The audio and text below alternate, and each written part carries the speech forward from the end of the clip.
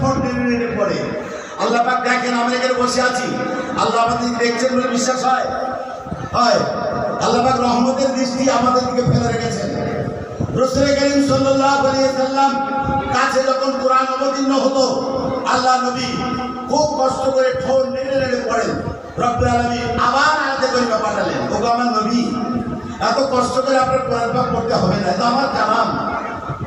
লা তুহাররিক বিহি লিসানাকা লিতাআজালা বিহি, এত তাড়াতাড়ি করে কষ্ট করে আপনার কোরআন পাক মুখস্থ করতে হবে না। আমি আল্লাহ রাব্বুল আলামিন আপনাকে জানিয়ে দিতে চাই, আপনি স্বাভাবিক জিবরাইল সাথে পড়ে যান, আর আমি আল্লাহ কথা দিলাম আপনার পবিত্র হৃদয়ে আমার কোরআনকে আমি সংরক্ষণ করে দেব। যদি বলেন না সুবহানাল্লাহ। আমার অনুরোধ, আয়াতুল কুরসি আল্লাহু লা ইলাহা ইল্লা হুয়াল হাইয়ুল কাইয়্যুম, এই একটা করে লাইন ডেলি মুখস্থ করেন, ডেলি মুখস্থ করেন। আল কোরআনুল কারীমের মতো কিতাব আমাদের কাছে থাকবে, আমরা পড়বো না, এটা হতে পারে না। আপনি প্রত্যেকদিন সকালবেলা সূরা ইয়াসিন যদি পড়েন, হাদিস পাকে আমার রাসূল ঘোষণা দিয়েছেন, আপনার জীবনের যত প্রয়োজন আছে সমস্ত প্রয়োজন এই সূরা ইয়াসিন পাঠ করার জন্য সমস্ত প্রয়োজনকে আল্লাহ মিটিয়ে দেবে। ঘোষণাটা কার ঘোষণা বলেন? নবী পাকে। আমার নবীর ঘোষণা, সূরা ইয়াসিন যে ব্যক্তি প্রত্যেকদিন সকালবেলা পড়বে, তার জীবনের যত কাজ, যত সমস্যা, যত কঠিন কাজ, সমস্ত কাজগুলো আল্লাহ তাআলা সহজ এবং আসান করে দেবেন। বলে বলেন সুবহানাল্লাহ। বোঝাচ্ছে? এখন এই আয়াতুল কুরসিটা মুখস্থ করার জন্য ছেলে মেয়ে বাড়িতে আমার মা বোনেরা আসরে দেওয়া রয়েছে, সকলের কাছে আমার অনুরোধ, এই আয়াতুল কুরসিটা মুখস্থ করতে হবে। আল্লাহ পাক কোরআন করে দিয়েছেন, কোরআন ছিল আমরা দুনিয়া রেখে দিয়ে কবরে চলে যাবো নাকি? কি বলেন? তো কই দেখলাম না তো। কোরআন শরীফকে আপনি তিনটে কাজ করবেন, কোরআন শরীফকে নিয়ে আপনার জন্য একটা গ্যারান্টি আছে, সুসংবাদ আছে। এই কোরআন সংক্রান্ত যদি তিনটে কাজ আপনি করতে পারেন, কি কি কাজ? এক নম্বর, কোরআন শরীফকে যত্ন করতে হবে। করা যাবে? একটু হাও মানে আপনার চুপচাপ বসে থাকবে না ভাই। যদি আপনার উত্তর না দেন, এই সারা জীবন ওয়াজ শুনবেন কিন্তু কাজ হবে না। আমার অনুরোধ, কিছু জানতে হবে, শিখতে হবে। তিনটে জিনিসের গ্যারান্টি আপনাদেরকে আমি দিতে চলেছি। কোরআন শরীফ সম্পর্কীয়, আপনি কোরআনকে সম্মান দেন। কোরআন শরীফ তুলে রাখা হয়েছে, আলমারিতে তাকে তোলা আছে, খুলে পড়া লোক পাওয়া যাচ্ছে না, পড়ছি না আমরা। আমার বাড়িতে বরকত হবে কি করে? আমার আয় ইনকাম কাজ কারবার হবে কি করে? আল্লাহ কালামের আমরা যত্ন নিই না। তাহলে আমার প্রথম অনুরোধ, আপনি কোরআনকে সম্মান দেন, কোরআনকে যত্ন করুন, কোরআন পাক পড়ুন, কেউ যদি পড়ে আপনি শুনুন। এই চারটে কাজ যদি আপনি করতে পারেন জীবনে, আপনি যতদিন পৃথিবীতে বেঁচে আছেন, আপনার সংসারে কোনোদিনের জন্য কোনো অভাব বলে জিনিস থাকবে না। যদি বলেন নবী দিবসের মাহফিল থেকে আমাকে আপনাকে আসতে এই জিনিসগুলো সংগ্রহ করতে হবে। কি বলেছি? কোরআনকে সম্মান দিতে হবে, কোরআন শরীফের যত্ন করতে হবে, কোরআন শরীফ পড়তে হবে, কোরআন শরীফে কেউ পড়ে তার শুনতে হবে। চারটে কাজ তিনি জীবনে করতে পারবেন। মনে রাখবেন, মৃত্যু পর্যন্ত আল্লাহ তার সংসার কোনো অভাব দেবে না। আপনি হয়তো ভাবছেন শুধু আয় ইনকাম, তা নয়, আমার অসুখ বিসুখ, বিপদ মুসিবত সমস্ত কিছু থেকে যদি আপনি সংরক্ষিত হতে চান, অবশ্যই কোরআনকে ভালোবাসুন, অবশ্যই কোরআন পাককে ভালোবাসুন। আর একটা অনুরোধ আপনাদের কাছে, আমি দুটো অনুরোধ করার জন্য। আমাদের সুরত হাদিসে উনি আমার আরাফাতি ভাই, একসঙ্গে আল্লাহ পাক আমাদের হজ নসিব করেছেন, সেই জন্য ওনার বাড়িতে এসেছি। আর শুধু আপনাদের সকলের সঙ্গে দুটো অনুরোধ রাখার জন্য। অনুরোধটা কি?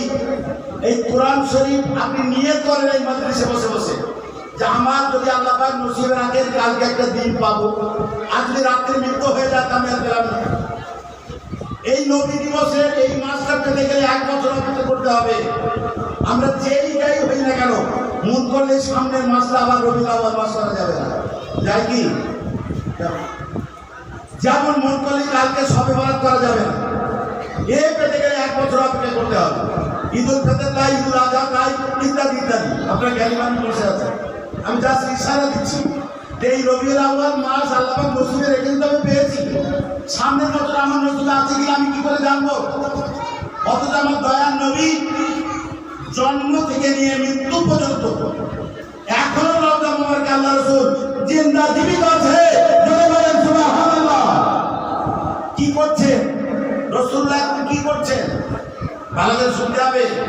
আমরা নবীকে চিনিনি, নবীর আদর্শ আমরা জলঞ্জলি দিচ্ছি, ভাবিও না, একবার চিন্তা করি না।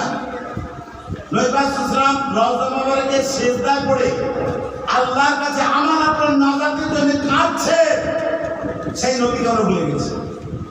কি আমার জন্য এই কাজ করবে? কে করবে? তাই নবী আমার আপনার জন্য সহজ রাস্তা পাতে দিয়ে গেছেন।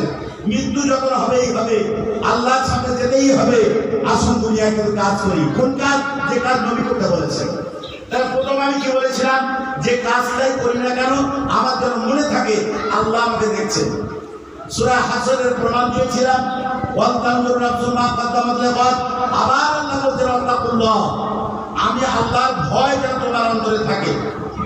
কেন কেন এখন আল্লাহ কেন বলছেন? নিজেই আল্লাহ উত্তর দিচ্ছেন, ইন্নাল্লাহা খাবীরুম বিমা তা'মালুন। নিশ্চয়ই নিশ্চয়ই তোমরা যে যা কাজ করছো সব কাজের খবর আমি আল্লাহ রাখি। সুবহানাল্লাহ বলবেন না? আমাদের আল্লাহকে লুকিয়ে কোনো কাজ করতে পারি না। সে রাতের অন্ধকারে হোক, দিনের আলোকে হোক, ভালো হোক মন্দ হোক, যাই হোক, আমরা আল্লাহকে লুকিয়ে কোনো কাজ করতে পারি না। তাহলে আমরা আজ থেকে যে কাজ করব আমরা স্মরণে রাখবো আমার আল্লাহ পাক আমাকে দেখছেন। অবশ্যই আর কাজটা যখন করব তখন ভাববো যে আমার দয়ার নবী এই কাজটা কিভাবে করেছে। রাসূলুল্লাহকে পাঠানোর উদ্দেশ্য কি ছিল? যে আল্লাহ পাকের বিধান কিভাবে পালন করতে হবে। তাই তো রাসূল সম্পর্কে আল্লাহ বলেছেন, লাকাদ জাআকুম রাসূলুম মিন আনফুসিকুম, তোমাদেরই মধ্যে থেকে তোমাদের জন্য কল্যাণকার নবী আমি মুহাম্মদ রাসূলকে পাঠিয়েছি। যদি ফেরেশতাকে আল্লাহ পাঠাতেন তা পাঠাতে পারতেন, পাঠাননি। মানুষ তোমাদের রক্ত মাংসের শরীর। আমার রাসূল বলছেন, আনা বাশারুম মিসলুকুম, ও জগতের মানুষেরা আমি মুহাম্মদ রাসূলুল্লাহ, আমি তোমাদেরই মতো মানুষ, রক্ত মাংসের শরীর। তোমরা ঘর সংসার বিবাহ শাদী কাজ কারবার ব্যবসা বাণিজ্য দোকান হাট বাজার করো, আমি নবীও তাই করি। তোমরা ব্যবসা বাণিজ্য করো, আমি নবীও ব্যবসা বাণিজ্য করেছি। ঠিক আছে? তাহলে আমি যদি কাজটা করতে পারি তোমরা কেন পারবে না? উদ্দেশ্য একটাই। তাই কাজ যখন করবো তখন ভাববো আমার নবী এই কাজটা কিভাবে করেছে। এই দুটো নীতিকে যদি আপনি ফলো করতে পারেন ইনশাআল্লাহ আপনার জীবনটা ধন্য হয়ে যাবে। আর এই নবী দিবসের মাহফিলে অংশগ্রহণের সার্থক জীবন আল্লাহ পাক আমাদের দান করবেন। তাই আমার অনুরোধ, এক নম্বর অনুরোধ, যে কাজ করি না কেন মনে রাখবো নামাজ পড়ছি আল্লাহ আমাকে দেখছে। যদিও নামাজের সম্পর্কে আলাদা হাদিস এসছে, হাদিসে জিবরাইল, মিশকাতের প্রথম হাদিস। সেই হাদিসে জিবরাইল ফেরেশতা মানুষের আকৃতি হয়ে রাসূলের কাছে এলেন। সাহাবারা সব সামনে বসে আছে, সাহাবারা তাকাচ্ছেন, লোকটা আস্তে আস্তে আস্তে আস্তে একেবারে নবী পাক সাল্লাল্লাহু আলাইহি ওয়াসাল্লামের কাছে দিয়ে বসে। কাছে মানে কি জানেন? ফাসনাদা রুকবাতাই আলা রুকবাতি, রাসূলুল্লাহর হাঁটুর সঙ্গে হাঁটুটা লাগিয়ে দিয়ে বসে। আর ওয়াদা কাফাই আলা ফাকদি, আমার রাসূলুল্লাহর চানু মোবারকের উপরে হাত দুটো এমন করে দিয়ে বসেছে। তাই লোকটা মনে হচ্ছে খুব কাছের মানুষ, তাহলে এমন করে বসে কি করে? রাসূলুল্লাহর তো মানুষের হাঁটুর সঙ্গে হাঁটু লাগিয়ে বসা, রাসূলুল্লাহ এই কানের উপরে চানুর উপরে হাত দিয়ে বসা, লোকটা কাছের মনে হচ্ছে। হাদিসটি বর্ণনা করতে হযরত ওমর রাদিয়াল্লাহু তাআলা। আমরা কিন্তু লোকটাকে চিনতে পারি না। মক্কায় এতদিন ছিলাম, কোনোদিন দেখিনি। মদিনাতে বেশ কিছুদিন হয়ে গেল, এই লোকটাকে তো কোথায় দেখিনি। লোকটা দূর দেশ থেকে আসতে তাও মনে হয় না। যদি বিদেশ থেকে দূর দেশ থেকে জামা কাপড় ময়লা হয়ে যাবে, চুলগুলো উৎসব হবে না, একদম কেতাভদ্র মানুষ, পরিষ্কার পরিচ্ছন্ন দুধের মতো সাদা জামা পরা আছে, মাথার চুলগুলো কি সুন্দর পরিপাটি করা। লোকটা কে? সরাসরি এমন অবস্থায় আল্লাহ রাসূলকে প্রশ্ন করছেন, দয়া করে শোনেন, এটা আল্লাহর পক্ষ থেকে পাঠানো হয়েছে মানুষের আকৃতিতে। জিবরাইল আমি ফেরেশতা আমার আপনার নবীর কাছে এসে বসে বলে, ইয়া মুহাম্মদ আখবিরনি আনিল ইসলাম। নবী গে, নবী গো, আপনি বলে দেন কি কাজ করলে আমি মুসলমান হতে পারবো, কি কাজ করলে আমি মুসলমান হব। রাসূল বলেন, আশহাদু আল্লা ইলাহা ইল্লাল্লাহ, তুমি বলো আমি আমার আল্লাহ ছাড়া কোনো মাবুদ নাই। সঙ্গে সঙ্গে এটা বলো মুহাম্মদ রাসূলুল্লাহ সাল্লাল্লাহু আলাইহি ওয়াসাল্লাম আল্লাহর প্রেরিত রাসূল। আগন্তুক ব্যক্তি বলতে সাতটা আপনি সত্য কথা বলেছেন। তোকেই বসারা, তোদের জাকাত, তাসুম রমাদান, তাহিজ্জুল বাইত ইত্যাদি ইত্যাদি বলার পরে আগন্তুক বলেন সাতটা আপনি সত্য কথা বলেছেন। এবার জিজ্ঞেস করতে হুজুর আপনি আমাকে বলেন কি কাজ করলে মুমিন হওয়া যাবে, মুমিন বিশ্বাসী হওয়া যাবে। রাসূলুল্লাহ তুমিনা বিল্লাহি ওয়া মালাইকাতিহি ওয়া কুতুবিহি ওয়া রাসূলিহি ওয়াল ইয়াউমিল আখির ওয়াল কদরি খায়রিহি ওয়া শাররিহি মিনাল্লাহি তাআলা ওয়াল বা'স বা'দাল মাউত। এই এতগুলো জিনিসের উপরে তোমাকে বিশ্বাস করতে হবে। আল্লাহ আছেন, রাসূল আছেন, ফেরেশতাকুল আছে, ওয়া কুতুবিহি আল্লাহ পাক অনেক আসমান কিতাব পাঠিয়েছেন, ওয়া রাসূলিহি যত রাসূলদেরকে আল্লাহ পাঠিয়েছেন, ওয়াল ইয়াউমিল আখির কিয়ামত হবে এর উপরে বিশ্বাস করতে হবে। ওয়াল কদর তোমার ভাগ্যকে বিশ্বাস করতে হবে, ভালো আর মন্দ এই জিনিসগুলোর উপরে। আর বাসে বাদাল মউত মৃত্যুর পরে আবার জীবিত হতেই হবে। এই কটা জিনিসের উপরে যদি বিশ্বাস রাখতে পারো তাহলে তুমি মুমিন হবে। ওই আগন্তুক চুপচাপ শুনে বললেন উত্তরগুলো সাবকাতটা বড় সত্য কথা বলেছেন। এবার বলছেন ইয়া মুহাম্মদ আখবিরনি আনিল ইসলাম। হুজুর দয়া নবী রাহমাতুল আলামিন আপনি ইসলাম সম্পর্কে আমাকে শিক্ষা দিন। আকান আমরা তাজদার মদিনা জগৎগুরু নবী মুহাম্মদ রাসূলুল্লাহ সাল্লাল্লাহু আলাইহি সাল্লাম বলছেন যখন তুমি নামাজে দাঁড়াবে, যখন তুমি নামাজে দাঁড়াবে নামাজের মুসাল্লায় বাড়িতে, তখন তুমি মনে করবে আমি নামাজের মাধ্যমে আমার আল্লাহ পাককে আমি দেখতে পাচ্ছি। নামাজে দাঁড়িয়ে মনে করবে আমি আল্লাহকে দেখছি। বুঝেছেন? আমার রাসূল কিভাবে শেখাচ্ছেন সেই বাংলায় বলে হাতে কলমে শেখানো। আমার দয়া নবী বলেন ও আমার সাহাবারে যদি তোমরা নামাজের পাঠিতে দাঁড়িয়ে আল্লাহকে দেখতে না পাও তাহলে মনে করে নেবে আল্লাহ পাক কিন্তু আমাকে দেখছেন। আমি দেখতে পাচ্ছি না, সেই জায়গায় আমি পৌঁছতে পারিনি। তাহলে তোমাকে মনে করতে হবে রব্বুল আলামিন আমার সৃষ্টিকর্তা, আমার রুজিদাতা, আমার আল্লাহ রব্বুল আলামিন তিনি কিন্তু আমাকে দেখছেন আমি কিভাবে নামাজ পড়ছি।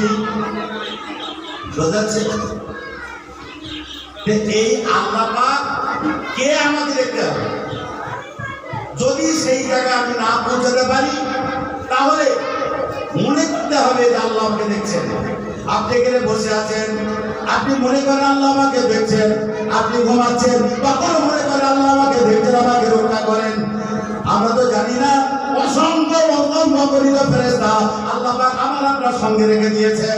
কোরআন পাক বলেন সেখানে দুজন ফেরেশতা বিশেষ করে এই আমরা চোখের পাতাটা মুড়ি এর উপরে দুজন ফেরেশতা, আমরা নাক দিয়ে নিঃশ্বাস দিই এখানে আল্লাহর ফেরেশতা, কান দিয়ে আমরা শুনি এখানে আল্লাহর ফেরেশতা আল্লাহ পাক বসিয়ে রেখেছেন। আমরা হাত দিয়ে কোনো জিনিস ধরি আমরা পারতাম না এই ক্ষমতা আমার আপনার কারো ছিল না। আল্লাহ পাক এই ফেরেশতাদের মাধ্যমে আমাদের সব কিছু ব্যবস্থা করে দিচ্ছেন। সুবহানাল্লাহ বলবেন না? কবে বলবেন বাড়িতে? হ্যাঁ, এই আল্লাহর ফেরেশতারা আমার আপনার জন্য খাবির বানিয়ে দিয়েছেন, তবে আমরা সব কাজ করতে পারি। তাই আপনাদের কাছে আমার অনুরোধ আল্লাহকে পানি আসুন, আল্লাহকে স্মরণে আসুন আর নবীর তরিকা মেনে চলে আসুন। কেন? তাহলে একটা বর্ণনায় আপনাদের আমি শোনালাম যে আয়াতুল কুরসি ফরজ নামাজের পরে একবার পড়তে হবে। সবাই নিয়ত করে আপনারা করবেন ইনশাআল্লাহ। একবার বলেন দেখি, তৌফিক দেবেন আল্লাহ। এই আল্লাহর কাছে চেয়ে নিতে হবে ও আমার রব, আমার খালিক, আমার মালিক আপনি আমাকে তৌফিক দেন।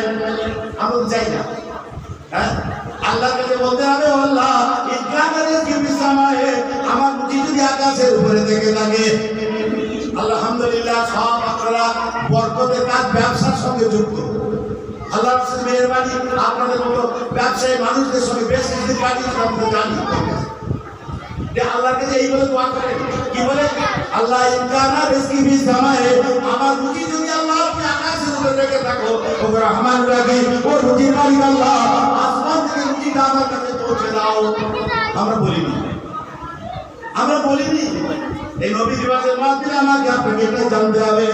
আল্লাহকে বলেন ও আমার সৃষ্টিকর্তা, ও আমার রব, ও আমার মালিক, ও আমার খালিক আমার রুজি যদি যদি 7 তব জমিনের নিচে আমার রুজি প্রতিটা হয়ে থাকে আল্লাহ ওই 7 তব জমিনের নিচে থেকে আমার রুজিটা আল্লাহ আমার কাছে পৌঁছে দাও। বলেছেন না? বলেন তো আস্তে বলতে হবে।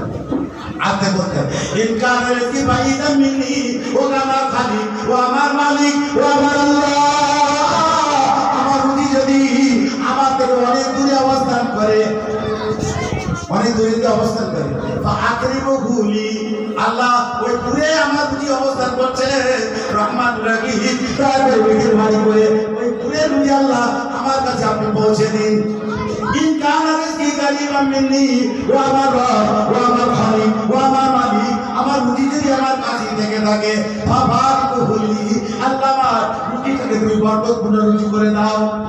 এভাবে আল্লাহকে দোয়া করতে হবে রুজির সম্পর্কে, আইনকাম সম্পর্কে, কাজ কারবার সম্পর্কে, ব্যবসা বাণিজ্য সম্পর্কে, শারীরিক সুস্থতার জন্য এই দোয়া আল্লাহর কাছে করতে হবে। আমার রাসূল কারীম সাল্লাল্লাহু আলাইহি ওয়াসাল্লাম ঠিক এইভাবে ধারাবাহিকভাবে আমার জীবনে প্রত্যেকটা অংশ, প্রত্যেকটা বিভাগে, প্রত্যেকটা জায়গায় আল্লাহ রাসূল আলোকপাত করেছেন। একজন সাহাবা জিজ্ঞেস করছেন, সাহাবা না হলো মুআয ইবনে জাবাল, আল্লাহ রাসূলের সাহাবা হযরত মুআয ইবনে জাবাল রাদিয়াল্লাহু তাআলা আবার আপনার নবীকে প্রশ্ন করে বলেন, ইয়া রাসূলুল্লাহ ইয়া মুহাম্মদ আউসিনি, হুজুর আপনি আমাকে কিছু উপদেশ দেন, কিছু ওয়াজ করুন, কিছু উপদেশ দেন। রাসূলুল্লাহ উপদেশ দিচ্ছেন, যদি তোমার দ্বারা দৈবাত একটা গুনার কাজ হয়ে যায়, মুখ দিয়ে তুমি একটা কটু কথা খারাপ কথা বার করে ফেলেছো, তাহলে গুনার কাজ হয়ে গেছে। রাসূলুল্লাহ সাহাবার মাধ্যমে বিশ্বকে জানাচ্ছেন সঙ্গে সঙ্গে তুমি একটা ভালো কাজ করে নিলে, তাহলে তোমার আমলনামায় গুনাহ লেখা হবে না। সাহাবা আবার প্রশ্ন করছে, আরেকটা আপনি বলুন, আরেকটু ওয়াজ করুন, আরেকটু উপদেশ দেন।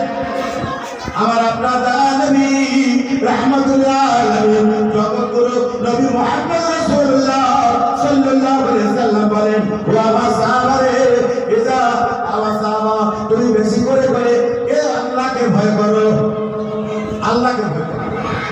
কেন আল্লাহকে ভয় তেমন করো? আল্লাহকে দেখে ইস্তাহি মিনাল্লাহ, আল্লাহকে দেখে লজ্জা বোধ করো।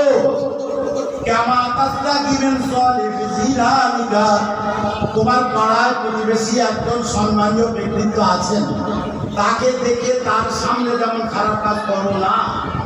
রাসূলুল্লাহ কি সুন্দর করে বোঝাচ্ছেন, ওই রকম আল্লাহকে দেখে লজ্জাবোধ করবে। সাহাবাকে বলছে, তাই সাহাবার মাধ্যমে আমাদের শেখাচ্ছে। 3 নম্বরে সাহাবা বলেন, ও আল্লাহর নবী আপনি আমাকে আরো কিছু ওয়াজ করুন, আরো কিছু উপদেশ দেন। আমরা আপনার নবী সাল্লাল্লাহু আলাইহি ওয়াসাল্লাম বলেন, ওয়া মা সাহাবা মুআদ আলাইকা বিকাসরাতি যিকরিল্লাহ, ওয়া মা সাহাবা বেশি বেশি করে আল্লাহর জিকির করো। আমরা করি, যদি করে থাকি আলহামদুলিল্লাহ, না করেন প্রতিটা মুহূর্তে আল্লাহর জিকির করার জন্য আমরা আল্লাহ পাঠিয়েছি।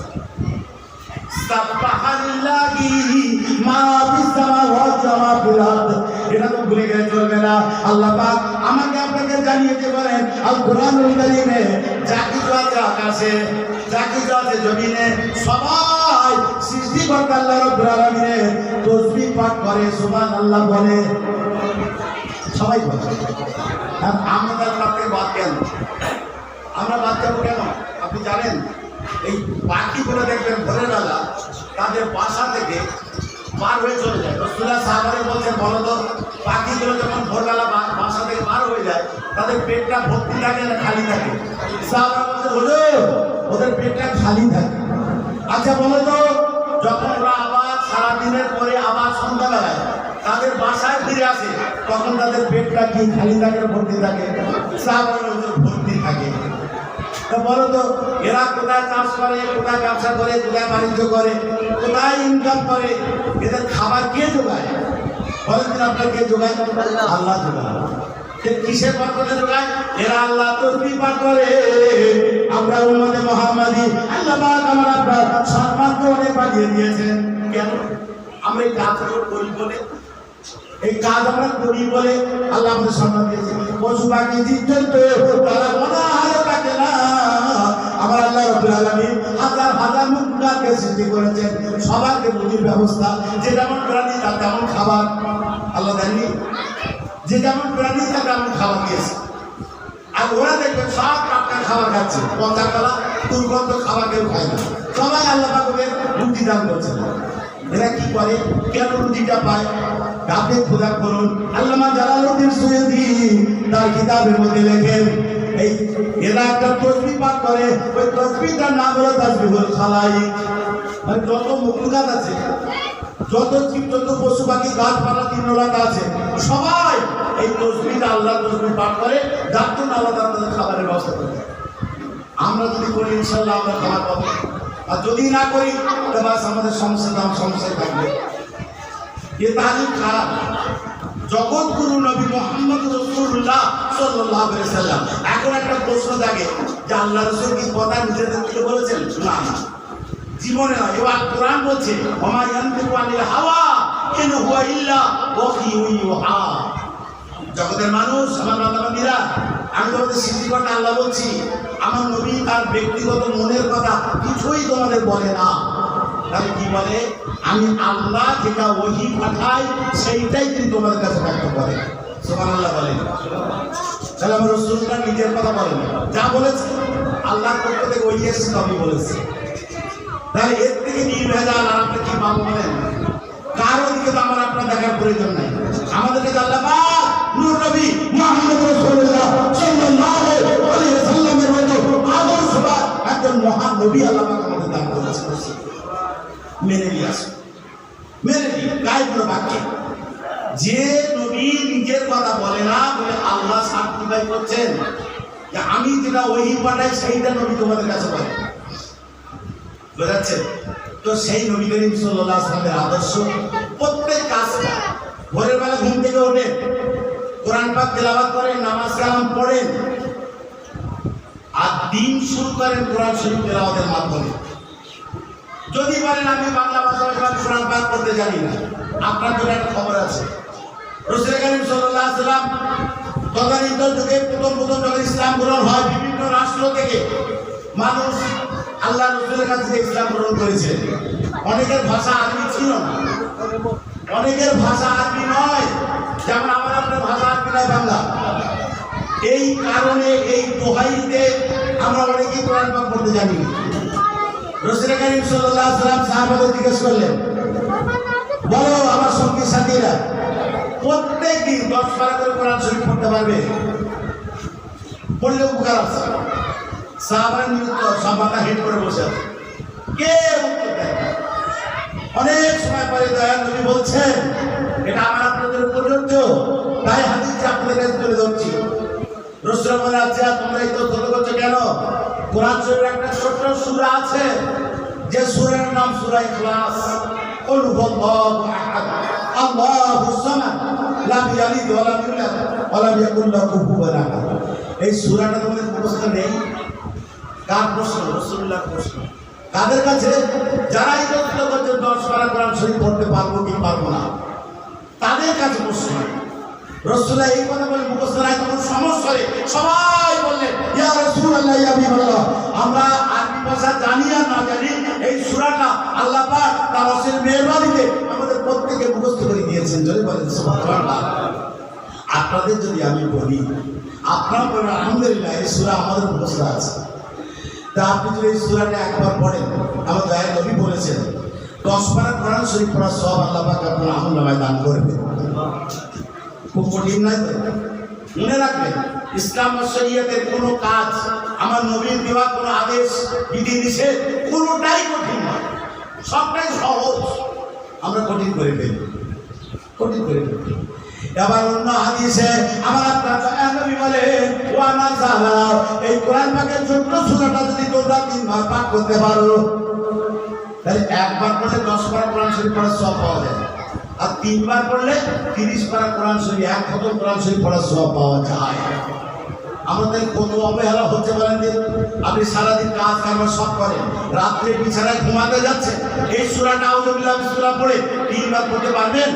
যদি পারেন ইনশাআল্লাহ 1 খতম 30 পারা কোরআন শরীফ পড়ার সওয়াব নিয়ে আপনি রাত্রে ঘুমাতে যাচ্ছেন। তাই আজ নবী দিবসের মাহফিলে আমার সকলের কাছে করে জোরে অনুরোধ, আমরা নিয়ত করি, আসুন এই সূরাটাকে 3 বার না পড়ে আমরা কেউ ঘুমাবো। নিয়ত করে দিন দেখি, আর এর উপকার আপনি যদি বুঝতে পারবেন। 1 খতম কোরআন শরীফ পড়ার সওয়াব ডেইলি যদি আপনার উপার্জন হয়ে যায়, তাহলে আল্লাহ কত বড় মেহেরবানি বলেন।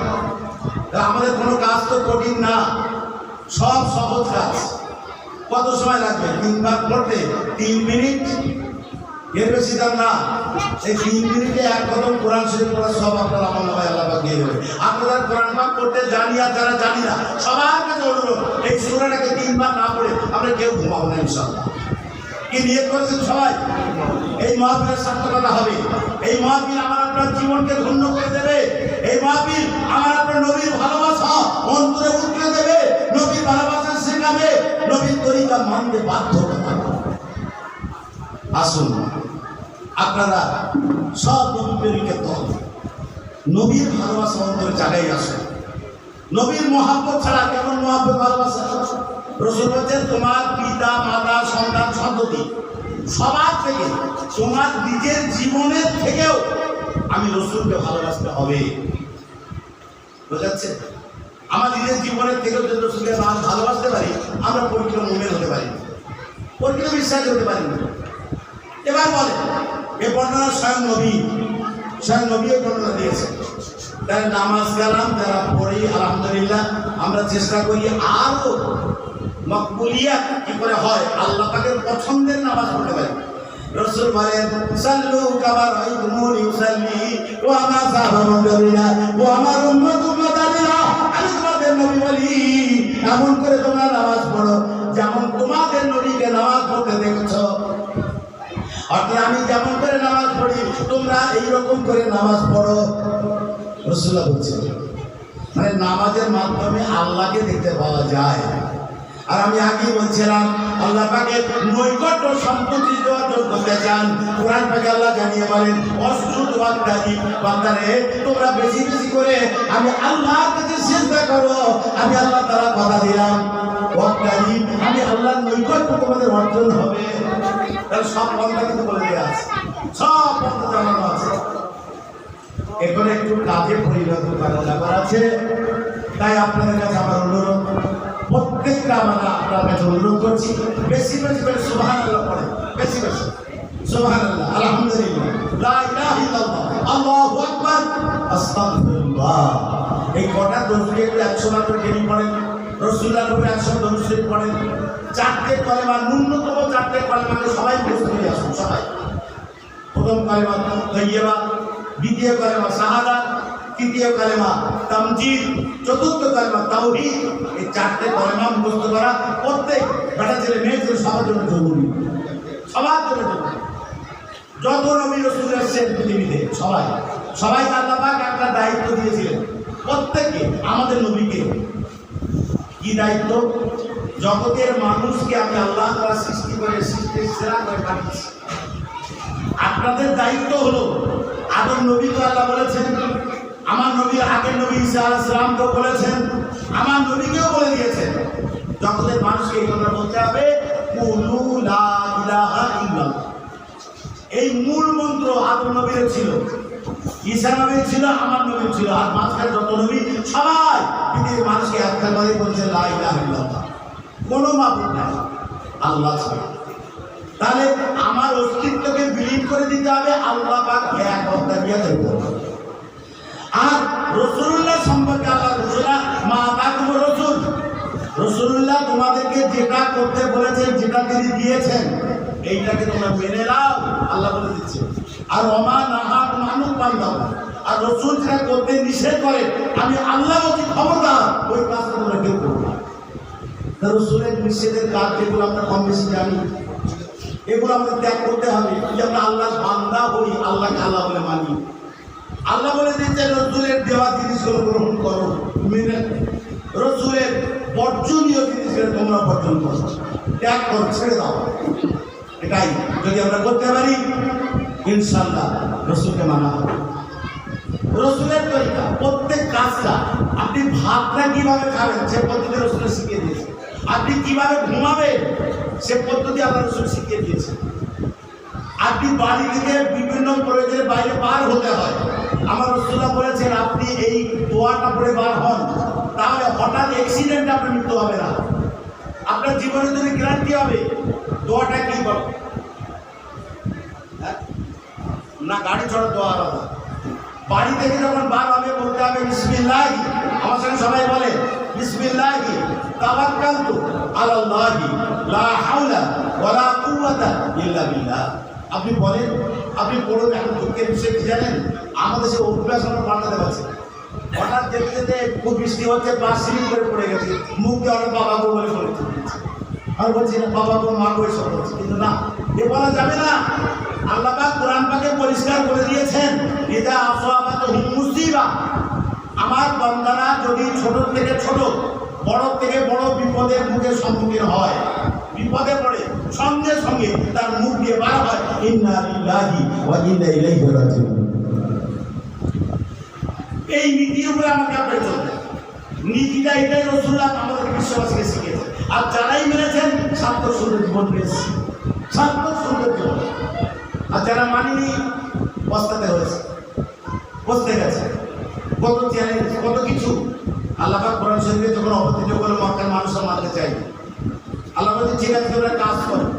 এই যে কোরআন শরীফ আছে না, এর আদু বেসুরাতিন মিন মিসলি, এই কোরআনের সূরা, ছোট্ট সূরার মতো, ছোট সূরা, সূরা কাউসার, এইরকম একটা সূরা কত বড় বড় পণ্ডিত আর বিষয়তে একটা সূরা তো বিজ্ঞান দেখি হয়েছিল, তার ক্ষমতা কেউ পেরেছিল? কিন্তু আল্লাহর কালাম এই সমগ্র কেউ করতে পারবে? তাহলে তাহলে আমরা কি করে আল্লাহকে ভুলে দেব? কি করে আল্লাহকে ভুলে দেব? আল্লাহকে মানিয়ে আসুন, যে কাজ করি আল্লাহ পাক আমাকে দেখছেন, যেন মনে রাখি। আর কাজটা করবো যখন রাসূলুল্লাহ কিভাবে করেছেন সেই অনুযায়ী আমাকে কাজটা করতে হবে। তাহলে আল্লাহ এবং আল্লাহ রাসূলকে মানা হবে, নাহলে নয়, নাহলে নয়। আপনি বাড়ির ঘরের আপনি কেঁদে উঠছেন, হাত দিয়ে উপরে উপরে উঠছেন, আপনি সিঁড়ি দিয়ে ঘরে। এই ওঠার সময় কি বলতে আমি রাসূলুল্লাহ তাও শিখিয়েছি। ওঠার সময় উপরে যখন চড়বে তখন বলবে আল্লাহু আকবার বলতে বলতে ওঠো। আর যখন নিচে নামবে তখন সুবহানাল্লাহ বলতে বলতে নামবে। কার তালিম? আমার রাসূলুল্লাহ তালিম, রাসূলের সাথে। আপনি হাসি এলো, হাসি আপনাকে বলতে পারেন আলহামদুলিল্লাহ, কারণ এই হাসির সঙ্গে অনেকগুলো জীবাণু আমার থেকে বার হয়ে যাচ্ছে। আর এটা কে করে দিচ্ছে? আল্লাহ করে দিচ্ছে। আমরা তো ভাবি না। এই কান আল্লাহ পাক সৃষ্টি করে দিয়েছে, কারণ আমার বান্দা অন্য কথা শুনবে, কিন্তু কান না দিই। এবারে চিন্তা করতে থাকেন যে কান কিন্তু তার দায়িত্ব পালন করে চলেছে, এই অস্বীকার আমরা করতে পারি না। এখানে দুজন ফেরেশতা আল্লাহ রেখে দিয়েছেন দুই কানে, আর একে যে দায়িত্ব আল্লাহ দিয়েছেন এই পার্টসটা তৈরি করে, ওর দায়িত্ব পালন করে যাচ্ছে। আমরা ভাবি না। মাথার চুল দেখবেন বেড়ে যায়, বেড়ে যায়, কাটছি। এখন দাঁতটা যদি ওরা বাঁধতো আমার উপায় কি হতে পারে? তো ভেবেছেন? আমরা ভাবি না। এই ছোট্ট একটা গোস্তের টুকরা দাঁতের আর ঠোঁটের দুটো পাঁচিল দিয়ে আল্লাহ ঘিরে দিয়েছে। কেন? এই গোস্তের টুকরাটা মুহূর্তের মধ্যে কত শব্দ ওর মধ্যে আবিষ্কার করে দিয়েছে। আল্লাহকে এমন পাওয়ার দিয়েছে। আর একই যন্ত্র ও কখনো বলছে বিরাট ঝাল হয়ে গেছে, কখনো বলছে কখনো পচা দুর্গন্ধ। এক লোক বা খাবার খাবে, আল্লাহ কি করে আমরা ভুলে যাবো? এই আগুনগুলো বিভিন্ন আকৃতির আমরা আল্লাহ করে দিয়েছে। যখন করে জিনিস দিতে যাচ্ছে সব সমান। কার পুকুরে কি আপনাকে এত সুন্দর করে বানাবে? এক মুষ্টি খাবার আপনি খাবেন, ওই খাবারটা কতভাবে চেক করছে জানেন? যখনই খাবারটা আপনি তুলছেন, প্রথম বর্ডার হচ্ছে চোখ, চোখ দেখছে, চোখ যদি দেখে পছন্দ না করে খাবার আপনার করবে, এই চোখ ধরে ফেলবে। এবার চোখ পারল না, যে কোনো কারণে মুখে দিলে ধরে নিয়ে আপনার সাদা ভাতের সঙ্গে সাদা কাঁকড় আছে, আপনার চোখ ধরতে পারলো না। দাঁত ছাড়বে, দাঁতকে ছাড়বে কি? কাপড়টাকে ধরে ফেলবে। এটা আর একটা বর্ডার। এই এক মুষ্টি খাবারের জন্য এত কিছু বন্দোবস্ত কে করেছে? সর্বশক্তিমান আল্লাহ রাব্বুল আলামিন। যে আল্লাহকে করে বলে গেলাম, আমরা হাঁটতে পারতাম না, চলতে পারতাম না, অসহায় ছিলাম, অপরের সহযোগিতার কোনো উপায় ছিল না। সেই থেকে আল্লাহ পাক আমাদের শক্তি দিলেন, হাত দাঁড়ানোর শক্তি দিলেন, হাঁটার শক্তি দিলেন, পাক শক্তি দিলেন। কথা বলা পশু পাখি জীবজন্তু গরুগুলো আগে কথা বলতে দেয় না, আধুনিক যুগের কথা বলি।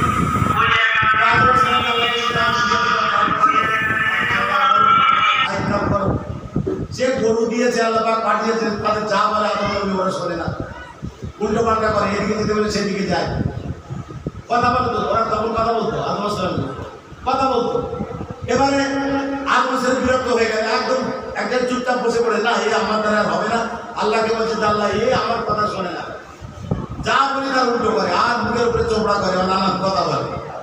আল্লাহ বলেন ঠিক আছে, ধৈর্য হয় না, ধৈর্য ধরো, আমি আল্লাহ তোমার সাথে আছি তো, ধৈর্য ধারণ করো, আমি আল্লাহ তোমার সাথে আছি। যাও, ওদের জবান আমি বন্ধ করে দিলাম, সেই থেকে তো জবান বন্ধ, ওরা কথা বলেন, বোঝাচ্ছে? আমার অনুরোধ, আল্লাহকে চিনিয়ে আসুন।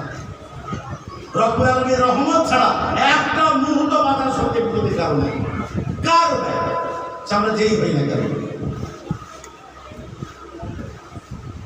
খবর নেন তো, এই আল্লাহ এবং আল্লাহ রসুলের পথ ছাড়া আমার আপনার সঠিক পথের দিশা কেউ দেখাতে পারেনি। বিশ্বকে সর্বাঙ্গীন খাঁটি এবং সুন্দর পন্থা, মানুষের জীবন ধারণের ক্ষমতা, মানুষকে মানুষের মতো পরিচিত গঠন হওয়ার ব্যবস্থা আল্লাহ করে দিয়েছে, আল্লাহ করে দিয়েছে। বিশ্ববরেণ্য নবীর নেতৃত্বে সারা বিশ্বে মাত্র 23 বছর, তাও 13 বছর গেছে মক্কার মানুষদের কাছে। কি কষ্ট দিয়েছে রসুলের জীবনীটা একটু দেখেছেন?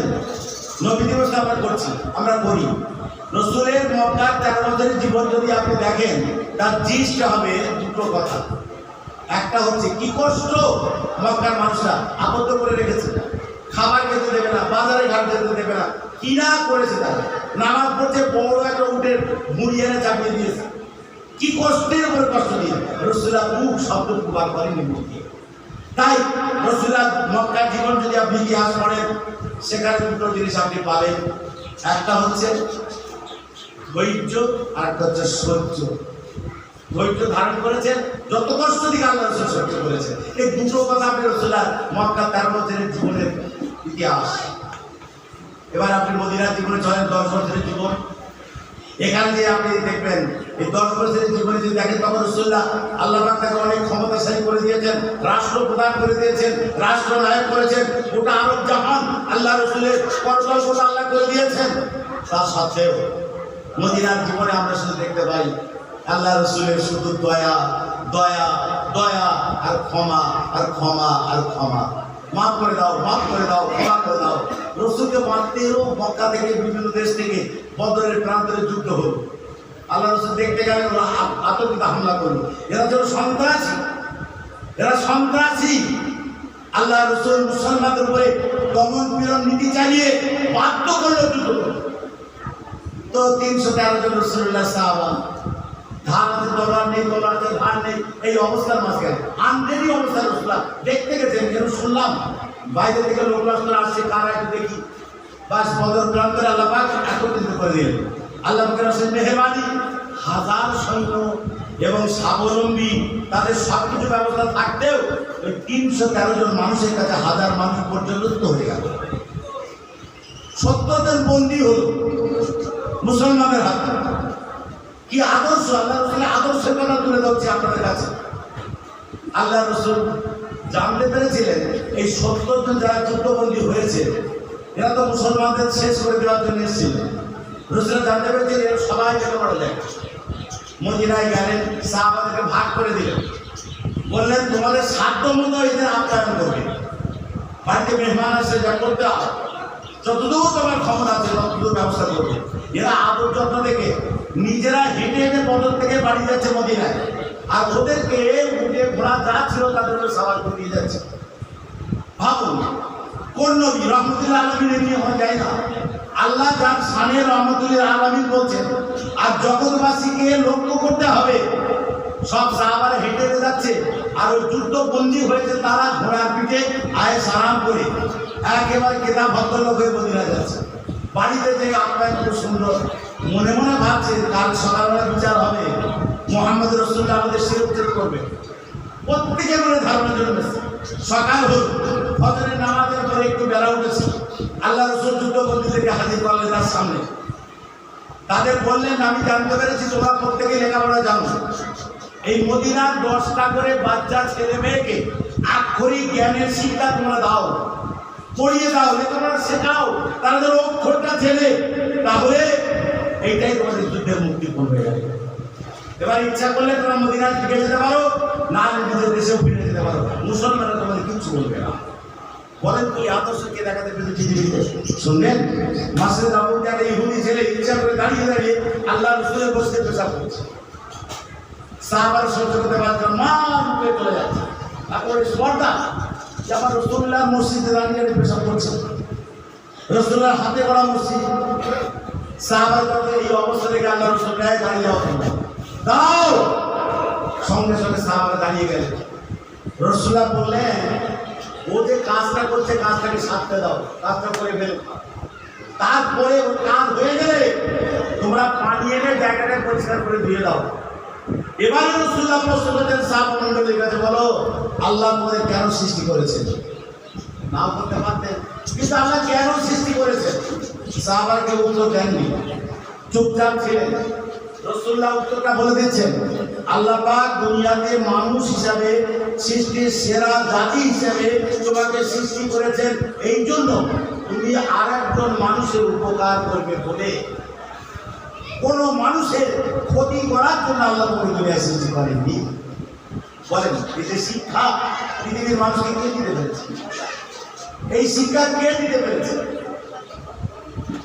আল্লাহ রব্বুল আলামিন আমার নবীকে যেভাবেই পাঠিয়েছেন, আর রাসূলুল্লাহ এভাবেই সারাটি জীবন অতিবাহিত করেছে, সারাটি জীবন।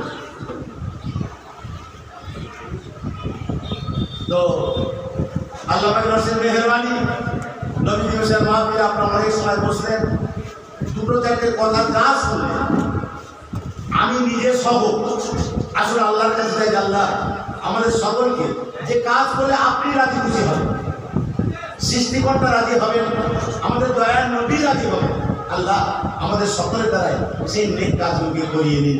সকলে বলে আল্লাহুম্মা আমিন। এবার আসুন, হাজী সাহেব শুরুতে, হাজী সাহেব আমাদের প্রত্যেক বছরে অনেক মানুষকে দাওয়াত দেন। আমার নবীর কথা মনে করি, নবীর দেশে আল্লাহ থেকে নিয়ে গেছে, নবীর ভালোবাসা তার অন্তরে উঠলে ওঠে, তার কাজে প্রমাণ হয়। অনেক মানুষকে তিনি আপ্যায়ন করেন। আমার তো অবাক লাগে, কীভাবে আমার উনি কিছু করেন না, ওনার একটা ছেলের সেও কিছু করতে হয় না, আল্লাহর প্রতি কাজ খুব সুন্দরভাবে হয়ে যায়। আমি আজ কয়েক বছর দেখছি কি আছে তাই সব আল্লাহর মধ্যে সব হয়ে যাচ্ছে। আজ দেখবেন আপনারা এসব আল্লাহ পাকের খাস রহমত হয়। যাই হোক, রাত হয়ে যাচ্ছে। এই যে মানুষদের নবীর মহাব্বত অন্তরে জাগিয়ে আপ্যায়ন করা, খাবার দাবারের ব্যবস্থা করা, এতে কত সওয়াবের কাজ, এ সম্পর্কে বহুত বর্ণনা আছে, আমি ডিটেলসে যাচ্ছি না। আসুন সবাই মিলে আমরা আল্লাহর দরবারে দোয়া প্রার্থনা করবো, অনুরোধ করবো ফাতিহা শরীফ 3 বার পড়ে আসুন। সূরা ইখলাস, কুল হুয়াল্লাহু আহাদ, এই সূরাটা 3 বার পড়ে আসুন। রাসূলুল্লাহর উপরে দরুদ শরীফ পড়েন। আমরা ছোট্ট করে একটু আল্লাহর কাছে দোয়া প্রার্থনা করে নিয়ে আজকে নবী দিবসের মাহফিল এখানে ইনশাআল্লাহ শেষ মোনাজাত করা হবে। সকলে একটু পড়েন।